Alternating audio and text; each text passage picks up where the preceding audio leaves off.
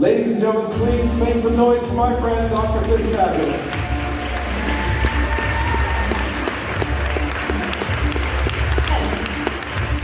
Hanging in there? This will be the end of the day.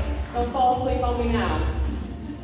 All right. Well, Jay, thanks for telling that story. I have been sober since October 1st of last year, and it's been an incredible experience. What I'm going to talk to you about today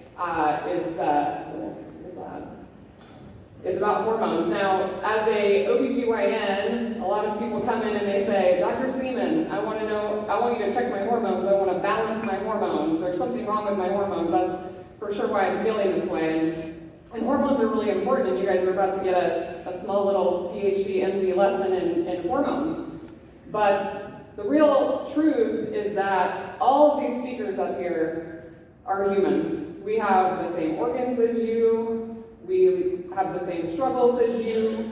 We have to make the right choices. We have to eat the right amount of protein. We have to sleep. We have to train. And what I'm talking to you about, even as a physician, these are things that I will encounter in my own lifetime and my daughters will encounter. And the only thing that we are guaranteed in life is death. I deliver babies. That's what I do for a living. And it's the most magical thing.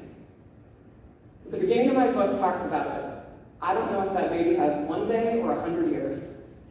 So what I want you to take out of this is that you do have a lot of control, and you do have a lot of choices to make in your life that can make a difference.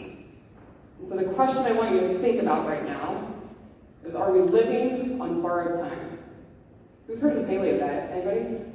When I first started my journey, I started with Whole30 and then I transitioned to the paleo diet. So I don't know if you guys know, but the paleo people, they live to be about 28 to 32 years old. Sound like a good diet? Well, as time would go on into the 19th century, to the 1950s, people only lived to be 40, 50 years old, and now, the average age is in the mid-70s, right? About 73, 74, 75. COVID did take a little dip in that. So I want you to think about how long you're going to live. Nobody knows the answer to that question. I certainly don't. But let's talk about hormones and let's talk about aging, and then we're going to circle back to this idea of living on borrowed time. So hormones regulate so many different things inside our body, lots of different physiologic functions. And as we age, you saw Dr. Killen put a nice slide up here, as we age, there is a decline in physical and cognitive function related to the decline in hormones. Now, right now, the reason that this talk that I'm giving is so important is that currently we have about 1 in 11 humans that are over the age of 65. But we have an increasingly aging population in the world and in the US. By 2025, there'll be 1 in 6. I work in women's health. I don't see men. Sorry, nothing against men. But menopausal women in particular, by 2030, half of the women in the world will be menopausal. Okay? This is a big deal because when I ask this question about living on borrowed time, technology is amazing. But as a species, we really may have not been supposed to live this many years in menopause. But thank God we do, right? Thank God we get all these bonus years. So let's dive into this. There's something called the HPA axis, the hypothalamic pituitary axis. And this is basically your brain's communication with all of these different tissues inside your body that make hormones. And they talk to your brain, and it's bi-directional, okay? Growth hormone, everybody's heard of that. There's adrenal hormones. I'm going to show you a slide of the adrenal gland, what hormones come from the inside, what hormones come from the outside. And then you have your gonads, which is testicles in men and ovaries in women. And then, of course, our thyroid. There are other tissues that secrete hormones, but these are the ones, in particular with aging, that I want to focus on today. What can we learn from people that live to be 100 years old? Well, right? What's the magic? What's the magic sauce that they got? Is it just their genetics? Are they just lucky? So what's up here in the middle of that? It says metabolism. And all of these things on the outside have an effect on human metabolism. And all of these things affect aging. So our metabolic health is extremely important for our ability to age gracefully, successfully, and be hard to kill. So the things around here, inflammation, that's like a hot buzzword right now. Epigenetics, which is like turning our genes off and on, right? It's about 20% genetic and about 80% lifestyle. Stress, stem cells, something called, I'm trying to talk like my 10-year-old can hear me. One of my girls might be in the audience, actually. But all of these things are related to human metabolism. So the first one we're going to talk about is growth hormone. You guys thought I was going to talk about estrogen, right? When I say the word menopause. So our peak growth hormone occurs at about mid-puberty, okay? And then after puberty, we start to get some decline, and growth hormone declines about 50% every 7 to 10 years of our life. We get about 18 what we call pulses, okay? This little, like a water gun, right, of growth hormone. 18 of those a day in about a 24-hour period in children, and young adults, and in older individuals. But as we age, the amount of water that's shot out of the water gun it goes down a little bit, not as powerful. And so that's called the amplitude. And then what we call interpulse levels, the amount of growth hormone hanging around in between those water gun shots, is also a little bit less. Something called IGF-1, which is insulin growth factor, also goes down in a similar fashion. This is a visual of that. So pay attention to the orange line, that's growth hormone. And we can see up here in a young person is on the bottom, and an older person is on the top. And you can see in this young person, during the daytime hours, between about 4 a.m. and what time do young people go to bed these days? Way too late, right? But they're getting these pulses, and you can see in between these pulses kind of where the level is. And then as they sleep, oh my God, look at that as they sleep. But they're not, they're staying up playing video games, right? But they get this huge surge of growth hormone while they're sleeping. Now look at the old person up at the top. They're getting some elevation in there, but it's coming back down. You can kind of tell it's getting tired and old, right? That's what happens with growth hormone. So what happens if we lose growth hormone? Well, of course, this is a natural part of aging that happens with our tissues, but as we lose growth hormone, we have an increase in total body fat. So like Dr. Shauna Mara was up here showing you these MR and CT scans, so we have more subcutaneous fat. That's what all the patients focus on, the stuff that they can pinch and that we can see, but there's an increase in visceral fat.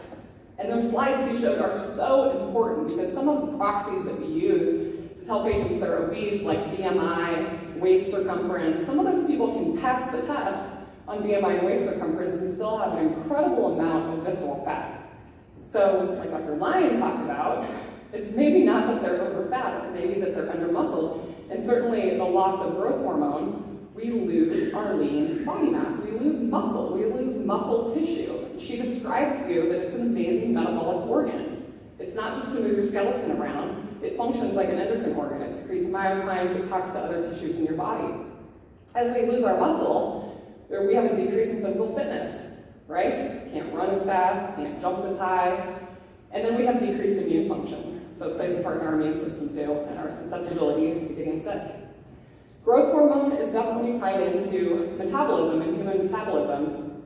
And growth hormone it was one of the first nutrient-sensing pathways that was actually discovered in relation to lifespan. It was the first thing that scientists started to focus on. And these nutrient-sensing pathways are very important in my field because these nutrient-sensing pathways in women are always kind of sensing the environment, right? How many calories, how much nutrition is available, how much stress is going on, how much sleep is happening. Is this a good time to reproduce?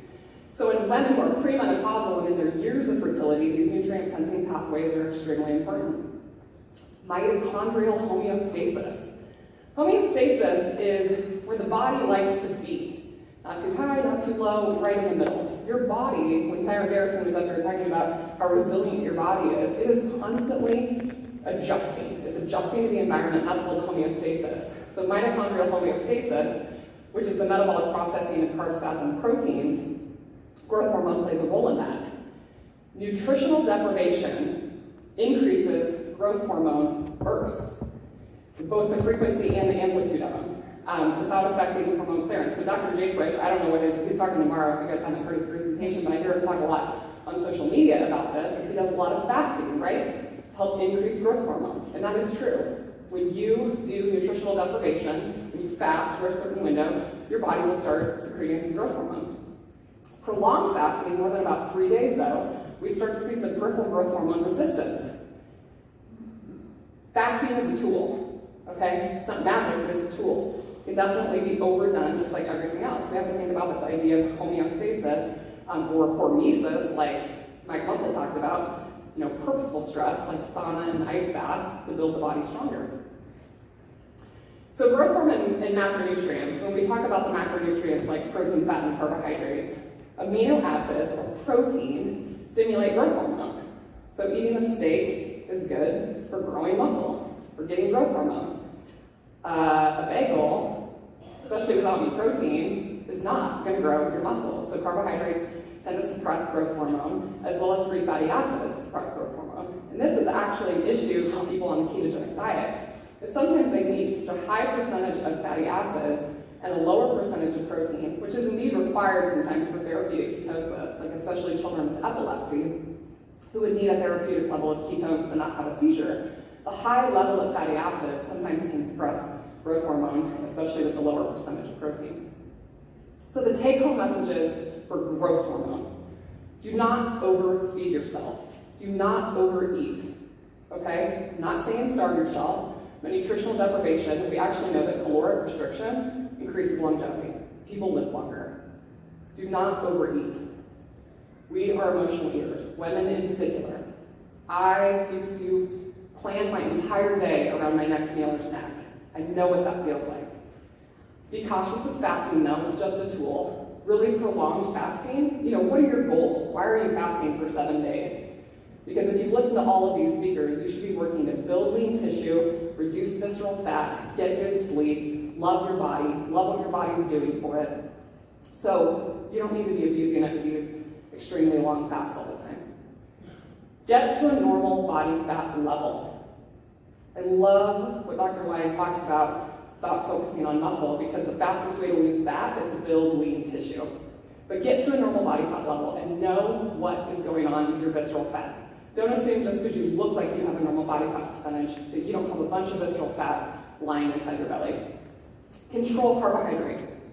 Dr. Lyon gave you what she thinks is the upper limit of usage of carbs per meal. And I don't know about you guys, but I did the math in my head. That's still a low-carb diet. She likes her carbs, by the way, which is totally fine. She's lean and strong, and she can tolerate those carbohydrates. But control your carbohydrates. If you're eating 60% of your calories from carbohydrates and not getting enough protein in, you're suppressing your growth hormone. Exercise. Better yet, sprint.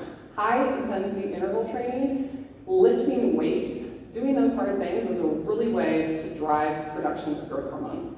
And optimize your sleep. Sleeping, like you saw in those graphs, is when we are making the most of this particular hormone. So go to bed at the time you're supposed to go to bed, optimize your sleep environment, and get the adequate amount of quality and quantity sleep that you're supposed to get. One more thing about growth hormone though. It sounds pretty magical, right? But this idea of homeostasis, more growth hormone is not always better. So you hear about bodybuilders who abuse the use of exogenous growth hormone, right? Anabolic steroids and things like that. There are medical conditions where patients make too much of this. You guys know who Tony Robbins is? You know who Tony Robbins is? So he's actually what they call a midget giant. He went through a period of his life where his pituitary gland was actually making large amounts of growth hormone, which is why he is such a large stature. But his doctors were able to treat it in a particular amount of time. But how about Andre the Giant? Anybody heard of him? He has a condition called acromegaly, which is where these patients make way too much growth hormone, but they have a shortened lifespan. So I believe he only lived to be like in his young 40s. So more is not always better. But our body makes this hormone. Our body is resilient. Let's give it what it needs to make growth hormone. And know that as we age, there's going to be some changes in your resiliency after a very particular age, which I'll give you the answer at the end, really starts to change. Okay, these are the adrenal glands. This tiny little glandular tissue that sits on top of your kidneys. Most of you have 2 kidneys and 2 adrenal glands on each top of the kidney. So you have the adrenal cortex and the adrenal medulla. So the cortex, you can see up on this picture, is around the outside, and there's a capsule, and then the medulla is in the middle. In the middle, that is part of our sympathetic nervous system. It's driven by our sympathetic nervous system. So if I yell really loud right now, you get a little secretion of epinephrine from the inside of your adrenal glands. Right? This is like seeing a bear and you gotta run, okay? The rest of it, the adrenal cortex synthesizes aldosterone, cortisol, DHEA, DHEAS, which is part of our androgen hormones. So we are gonna focus on cortisol, because everybody loves to talk about cortisol and how evil it is. But I'll tell you, It does good things too. So as we age, there is this diurnal rhythm that kind of starts to flatten. Cortisol is a hard thing to test. A lot of patients come in wanting some sort of blood test for their cortisol. You can test it fasted in the morning, generally around 8 a.m., but all of it depends on your circadian rhythm and what time you wake up. There's something called the cortisol awakening response, which means that about 30 to 60 minutes after our feet hit the floor, we get this big burst of cortisol. It's getting us ready for the day. It's getting us going outside and hunting for food, looking for people to mate with. We get this huge burst of cortisol in the morning, and then as the day goes on, cortisol is supposed to come down, and it should be the lowest right before we go to bed. And that's when melatonin starts to come up. So I like to think of cortisol as the circadian rhythm hormone, and that's why I talk to my patients about it. 24-hour cortisol production is important, how much are you making, but I really like to see the pattern of it. But mild cortisol, just even the smallest excessive amounts of cortisol, drives your blood pressure up. It increases your risk of heart disease and cardiovascular events. It causes insulin resistance, prediabetes, diabetes. It starts to demineralize your bone and weaken and soften your bones, and you get vertebral fractures. And it makes you older. It accelerates aging if you have too much cortisol. So this is where it gets a bad rap on social media and on the internet. It is a good thing, but the way that we live our lives, up, going at it, never resting, never taking a day off, never recovering from the stresses in our life, that is what is constantly pressing the gas pedal on cortisol. We have to make a balance between our sympathetic and our parasympathetic nervous system. And we are in sympathetic overdrive most of the time. So the take-home messages for cortisol that you need to understand is that you need to create stress resiliency. Stress is good, right? It's good to do hard things. It's good to do sauna, and it's good to get in an ice cold bathtub, and it's good to go to the gym. But we need to balance those things with recovery. Caffeine is way overused in our society. Caffeine can be a good thing when used correctly, but people are drinking 300 milligram drinks multiple times per day. My patients tell me they have 1 cup of coffee, but it's like a 64-ounce Yeti drink. So you cannot overuse it. It can increase cortisol. You need to focus on sleep. Sleep is part of our rest and recovery, literally. Pick up a new hobby. If you feel stressed out, learn something new. Get your mind off whatever the things are that are stressing you out. One thing I love is breath work because it's free and you can do it absolutely anywhere. I've done breath work on the pitcher's mound when I was a collegiate athlete. I've done breath work in the operating room when I'm in a critical situation and I need to stay in control. I've done breath work when I'm in a stressful work environment. You want to yell at somebody at your office because it's driving you crazy, right? You can use breath work anywhere to calm yourself down, to bring down your sympathetic nervous system and get back into that parasympathetic state. And Dr. Killen was talking about how sexual health, right? You need to tap into that parasympathetic nervous system. You need to be able to relax and receive. And because I see women, and I see women complain about their sexual health a lot of it has to do with this. When you're stressed out all the time and all you can think about is the dishes and how the kids have this and your husband did this or said this and then you had that thing at work, why would you ever want to, explore your intimacy? Laughter is amazing. Tell jokes. Hang out with people that make you laugh, right? Because people tend to increase your mood. Laughter is an amazing part of your health. Go to a comedy show. I don't care what it is. Exercise tends to be a great outlet, but once again, you can't overdo it. Pets. People that have pets, we got 2 little ankle biters when I see them on my stories sometimes. Pets can be really good. Just more human connection. And that's what this whole weekend is about, right? Just hanging out with good humans that you can align with. It really is good for your health. Carbohydrates, if you're going to have them, put them around your active times of the day, put them around exercise, or actually put them later in the day. Because cortisol makes you a little bit more insulin resistant, we're more insulin resistant in the morning. And then what's a typical breakfast? Waffles, pancakes, cereal, bagels, toast, croissants, cinnamon rolls, fruit. It's just wild, right? Why are we surprised? And then if you're in ketosis, or a carb reduction diet, you need to supplement with electrolytes. A lot of people will say, Women shouldn't do keto because it increases their cortisol. That's because they're not replacing their electrolytes correctly, and you can get dehydrated and you can start driving the adrenal glands to make cortisol. Just get some relight. Okay, let's talk about the thyroid gland. Looking right here in the neck. Something that I treat very often in women. Women, the most common cause of low thyroid dysfunction in the United States is autoimmune thyroiditis. So our body, through some mechanism, illness, stress, pregnancy, whatever it is, starts attacking itself. It starts making what we call autoantibodies that attack the thyroid tissue. And it is more common in women because, particularly in pregnancy, our baby's DNA, it's called cell-free fetal DNA, actually circulates in our bloodstream, and half of it is not ours. And so it can make our immune system susceptible to creating antibodies against itself because it sees something that's not itself. So that's why women tend to be at an increased risk. And in pregnancy, the immune system is suppressed so that you don't attack the baby inside your tummy. But then after you deliver the baby and you go home, the immune system turns back on, and this is when women will pop up with autoimmune conditions. It's the most common time for them to flare. If they have a known autoimmune condition, like lupus, for instance, but it's also a common time to get a first diagnosis, like Hashimoto's, which is autoimmune thyroid dysfunction. Thyroid is, if you get labs done by your doctor, something called TSH, thyroid stimulating hormone, which is secreted from up here, travels down to the thyroid gland and tells us that we need to make T4 and T3. If the TSH is high, that means the brain is sending a very strong and robust message to make thyroid hormone. If the T4 and T3 are low, that's called hypothyroidism. But if the TSH is high and the T4 and T3 are quote-unquote normal, that's called subclinical hypothyroidism. And we see it all the time, and the clinical data would suggest it's okay to not treat it as long as the patient's not symptomatic, as long as the TSH is less than 7. You could also have the reverse of that, where the TSH in the brain is really suppressed. The brain's like, whoa, we have enough thyroid hormone.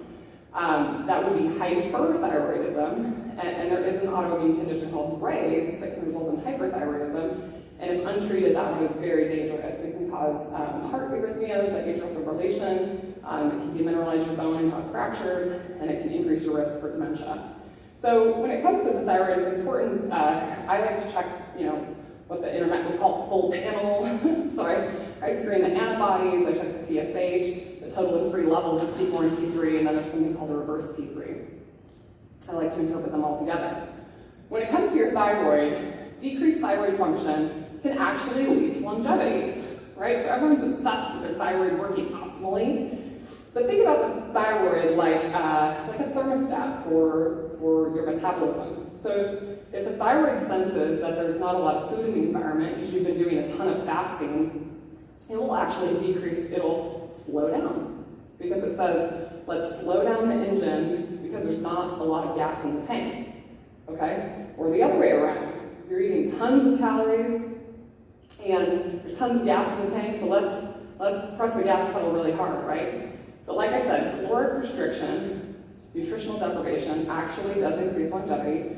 So don't be worried too much, about your thyroid being so perfect. Taking extra thyroid hormone doesn't suddenly make you skinny, okay? I promise. So don't overfeed yourself. Eat the right amount of nutrients. The thyroid requires lots of different nutrients for it to function, okay?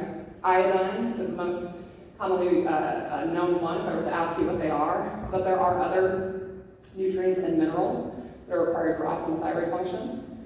Control what we call inflammaging. In the integrative and functional world, this is like the hot word, inflammaging. So basically how these inflammasomes, this inflammation in our body, which is driven by things like visceral fat, just general inflammation, it's just like running around your body and just destroying everything, okay? It's like a smoldering fire. And then control stress. Your thyroid is sensing its environment. If you are completely stressed out, you have a poor relationship with your body, you're not sleeping well, you're working way too many hours a day, it can affect your thyroid. Now let's talk about the ovaries. So, scientists believe in women that the pacing of aging is actually determined by our ovaries. So the human ovary is programmed for birth. So if you have a baby in your tummy, it actually has all of these oocytes or eggs in it, and it is programmed from that moment for what we call midlife senescence. So a woman only has a particular number of years that she's fertile, then she goes through perimenopause and menopause. We have about 1 to 2 million follicles when we're born as women, and by menopause we have less than 1,000 follicles left in our ovary. This epigenetic clock is based on what we call DNA methylation levels, and it provides evidence that menopause accelerates at least some of the components of biological aging. So we are aging in our perimenopausal transition, but once we hit menopause, we are at a pace of accelerated aging after menopause. And the inability to repair DNA damage in the ovarian tissue is what drives a lot of this aging. The loss of estrogen from aging is significant. We can see abnormalities with with cholesterol, which by the way, our sex hormones are made from cholesterol, I don't know if you know that. Testosterone, estrogen, all made from cholesterol. So there's an accelerated risk of cardiovascular disease at menopause with the loss of estrogen. If you have hot flashes, your risk of cardiovascular disease is 5 to 9-fold higher. We see an increase in body fat, we see an increase in visceral fat, so those scans that Dr. O'Mara showed. Accelerated bone mineral density loss, our bones start to soften, we start to sleep really poorly due to the loss of progesterone too. Our brains start to function differently. We have an increased risk of anxiety and depression. Brain metabolism goes down by about 30% with the loss of estrogen due to abnormal glucose metabolism. All of the body systems are connected. There's also thinning of the skin, wrinkles, and dryness that happen. We get loss of collagen and elastin in our face, and in the vagina. So the vagina becomes very thin, becomes very dry, can increase the risk of urinary tract infections, painful intercourse. And then we start to get joint pain and stiffness. Our joints start to hurt as we lose estrogen. Osteoporosis. Estrogen and testosterone are extremely important for our bone health. So bone loss gradually happens as we lose the minerals, we demineralize the bone, impairing the strength of it. Half of adults over the age of 70 have low bone density. That's a real problem. And hip and vertebral fractures are associated with substantial morbidity and mortality. Falls are a serious issue as we age, and most of the fractures occur after a fall. People fall down. Think if I had an egg up here, right? Would you guys all describe an egg as fragile? It's fragile, right? If I put a little frail person up here and then I put like Dr. J. Push up here and they had to run sprints back and forth with the egg, whose egg is more likely to break? The person that falls, right? At least a third of the women 65 and older will fall every single year in this country, and the risk of falls increases with advancing age. And if you fall and break your hip, your risk of being dead in a year is significant. So the last thing you want to do as you get older is fall and break a hip. Hormone replacement therapy is not talked about enough. We're finally seeing the pendulum swing in this direction.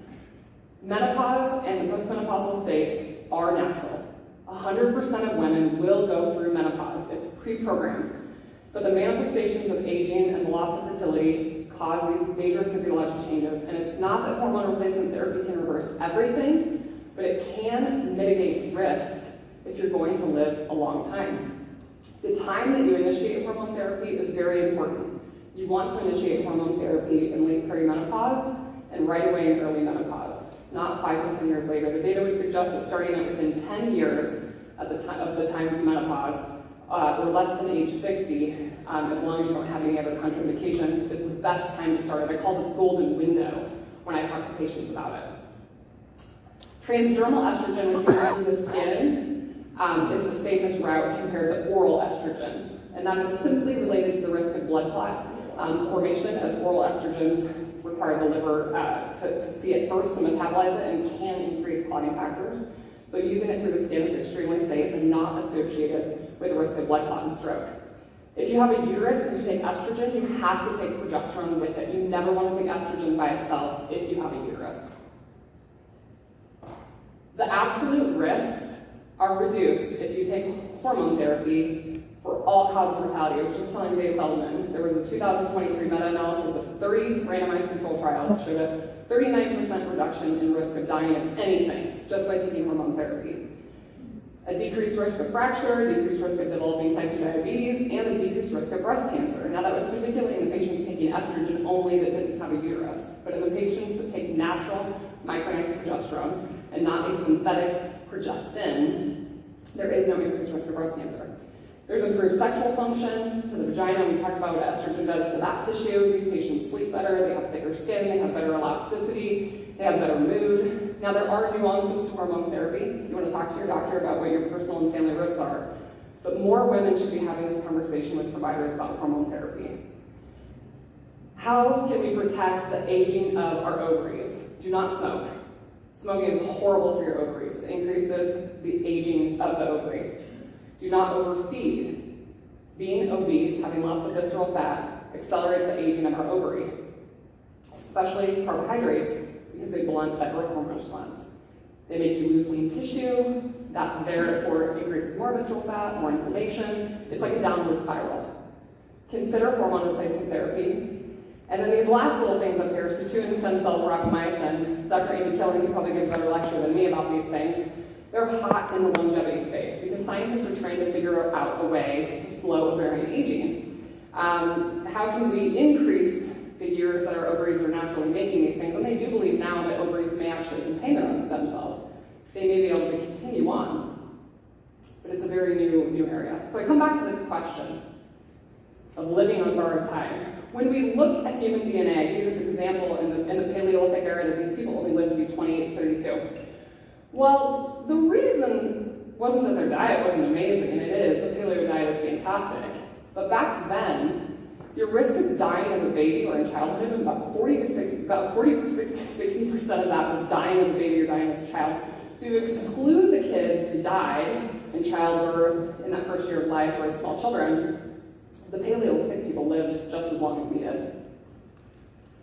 Now, by DNA methylation estimates, we as a human species are really only supposed to live to be about 38 years old.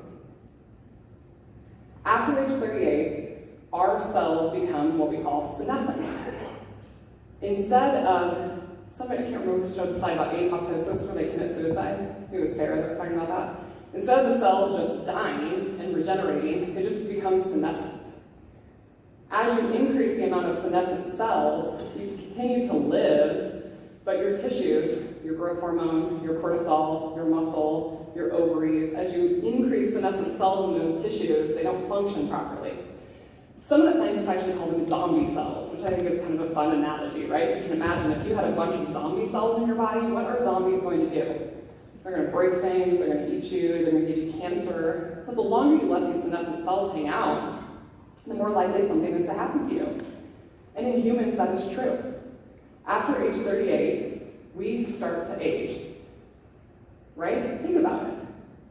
I just gave up alcohol recently. When I was 21, I could go out for a night at the bar, eat Taco Bell, have a couple beers, wake up the next morning and feel fine.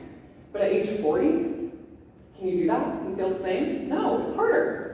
Your resiliency of these things goes down because you have senescent cells all over your body and all of these tissues. It is part of the normal aging process.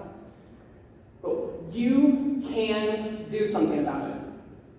If you are in this room and you're 20 or 30, take advantage of that. Get in the gym, build some lean tissue. You've still got a lot of growth hormone. You've still got a ton of estrogen and testosterone and all these amazing hormones that I just talked about blasting out of your tissues. You probably don't have a lot of senescent cells unless you're a metabolic wreck. But don't be discouraged if you are listening right now and you're 38 and above, if you're 40, if you're 50, if you're postmenopausal, if you're 70, if you're 80. It's not too late. Tell you're dead, then it's too late. All the things that you've learned this week in this conference and everything you're going to learn tomorrow, you have a lot of control. We are living on borrowed time, and I don't know how much time you're going to have. I talked about it in the opening of my book. I lost my best friend at the age of 29. She had 29 years. I don't know how long I have, and I don't know how long you have, but you guys can implement all the strategies that you have learned this weekend to be hard to kill. Thank you, guys.